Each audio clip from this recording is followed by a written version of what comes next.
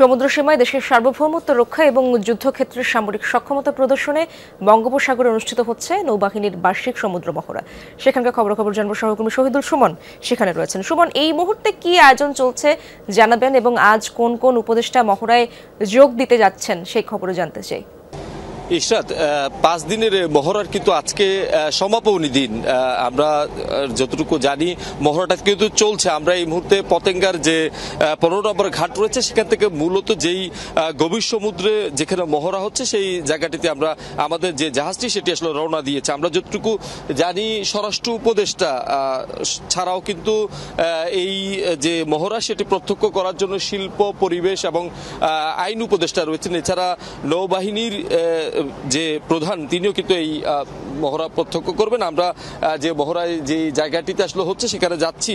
আমরা যতটুকু জানি এই মহড়ায় নৌবাহিনীর বিভিন্ন frigate, corvette, OPT, mine sweeper, petrol craft, missile boat সহ বিভিন্ন যুদ্ধজাহাজ আসলে এখানে অংশ নিয়েছেন। এছাড়া নৌবাহিনীর মেরিটাইম পেট্রোল, এয়ারক্রাফট, হেলিকপ্টার এবং বিশেষায়িত ফোর্স সোয়ার্স প্রত্যক্ষভাবে অংশগ্রহণ করেছেন। মানে এই যে সমাপনী যে মহড়া সেখানে জাহাজ হতে ক্ষেপণাস্ত্র উৎক্ষেপণ, shoulder launched surface to air missile firing, anti air firing, open fire, rocket depth charge fire, UB operation, নৌ কমান্ডারদের চার্জ অ্যান্ড সিজার ও নৌযুদ্ধের বিভিন্ন কলা কৌশল এখানে আসলে প্রদর্শন করে। সব মিলিয়ে আমাদের যে সমুদ্র সীমা সেটির যে সম্পদ সেটি রক্ষা, চোরাচালান এবং দেশের সার্বভৌমত্ব রক্ষায় আসলে এই যে নৌবাহিনীর যে মহড়া সেটি আসলে বার্ষিক মহড়া, প্রতি বছরই এটি অনুষ্ঠিত হয়। সব মিলিয়ে কিন্তু এখনো পর্যন্ত সেই মহড়া চলছে। 5 দিনের এই মহড়া আজকে সমাপ্ত। 5 দিনের এই মহড়া আজ শেষ হবে। অনেক ধন্যবাদ আপনাকে সুমন।